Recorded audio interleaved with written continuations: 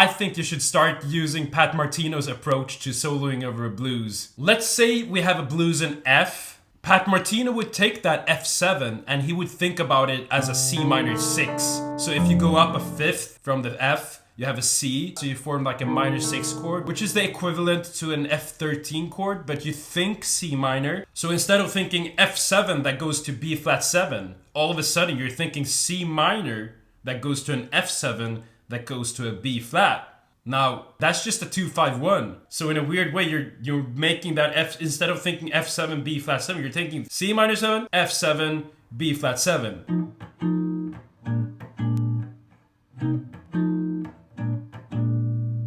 Isn't that like really cool information to know? Like literally that's what I call hacking the system. Thinking of it not F7, B flat 7, but thinking of it as a 2-5-1 to B flat 7. When you're at the B flat 7, now you can apply the same concept to that B flat 7. So you go up a fifth from the B flat, you have an F. So you play a Dorian scale from the fifth of the root chord. So if you're at B flat now, you play an F minor Dorian, which has this sound.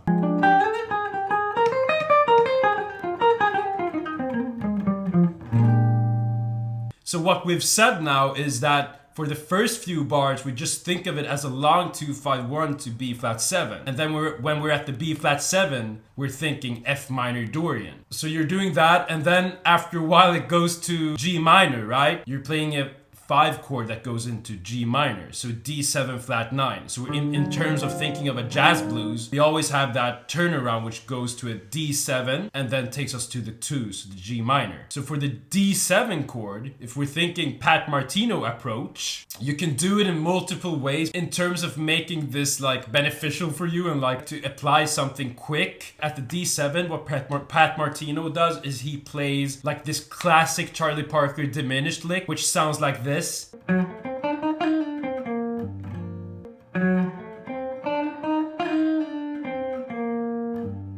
If I were you, I would just transcribe this now and just play it like in every position. So every time that D7 comes, you always have this lick to go after, which is a good thing. So that D7 takes you to G minor 7, right? And then you're doing G minor 7, C7, F. And at that G minor 7, you're just thinking good old G minor Dorian.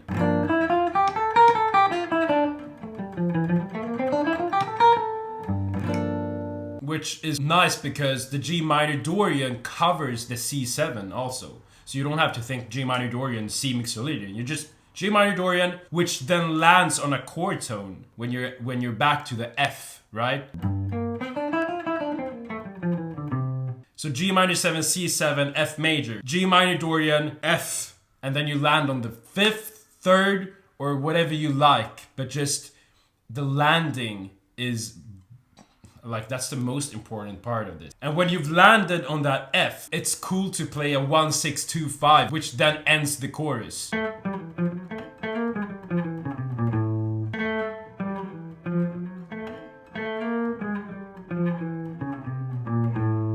So for the 1-6-2-5, it's huge, like to really like make the chord, to hear the chord change of a 1-6-2-5, you want to think about the 3rd mainly. So 3rd of F goes into 3rd of D, which then lands on the 3rd of G, G minor, which then lands on the 3rd of C7, which ultimately lands on the 3rd of F, which will sound like this.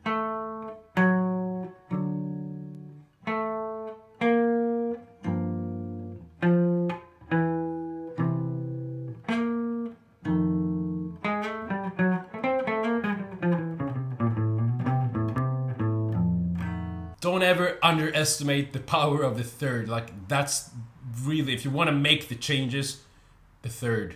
There you go. To summarize how Pat Martino plays over a blues, take the root, so in this case the F, go up a 5th, and you play a minor Dorian from there. So a C minor Dorian, right? Going up a 5th to the C, you play a 2-5 from that, right?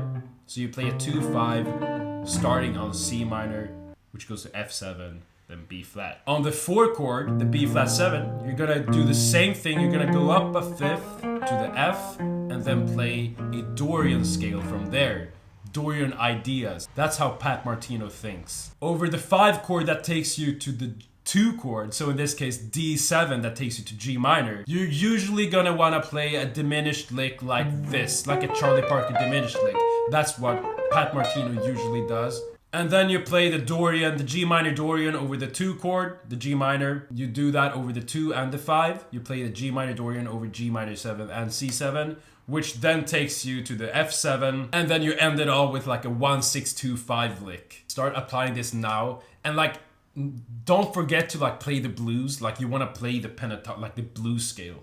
Like I really want to say that I love playing the blues scale. It's like the best scale out there. Not gonna lie. But like, you know, how to get that bebop sound is really about thinking about it as like minor formations, because I mean, it's just the best way to do it, I think. Automatically you will start feeling more beboppy when you play. You will start making lines that are more jazz bluesy, and then just mix it all up with the blues scale, and then you got yourself like this perfect bebop solo, which I mean, it's gonna take a while, but just keep working at it and you will sound good, you know what I'm saying? So that's basically what I had to say about this. Keep practicing, keep having fun, and I hope I'll see you in the next video.